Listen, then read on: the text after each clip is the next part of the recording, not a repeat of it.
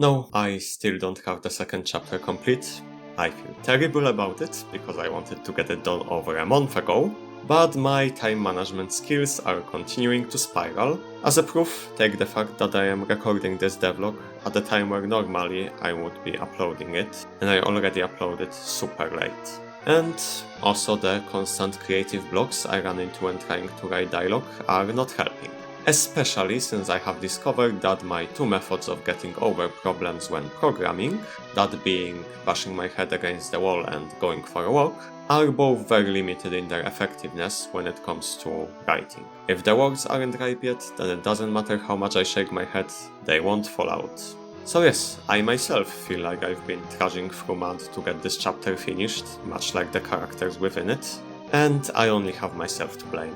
The subconscious for one, considering all these blocks stopping my progress, but I also made a very conscious choice that has cost me quite a bit of time. Specifically, I ended up fracturing the end of the chapter conversation into a huge tree of different interactions. Let me visualize it for you. Did you kill the optional boss? If so, is your ranger alive? If so, is your bard alive? If not, is your priest alive? All of these lead to individual pieces of conversations. But if we go back, and your ranger is not alive, did you manage to save the village? If yes, you get a conversation. If not, you get a different conversation, which leads into a separate scene, which leads into a check of 4 characters, which depending on how many of them are alive, you get 15 different acknowledgements of who has died, and that's it for this part of the dialogue. But if we go back a little, what would happen if you didn't kill the optional boss? Well, then the question is your wyvern rider alive? Whether she is or isn't, you get a dialogue, and then is the priest alive? Is the ranger alive? Is the wyvern rider alive again? So yes, there are just a few options.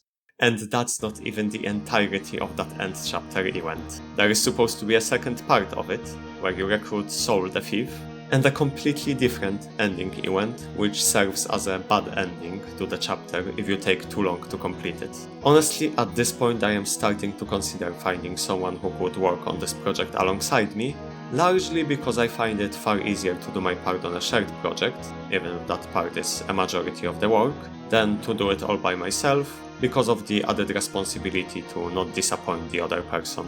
But that is a pretty big commitment that I'm still hesitant about.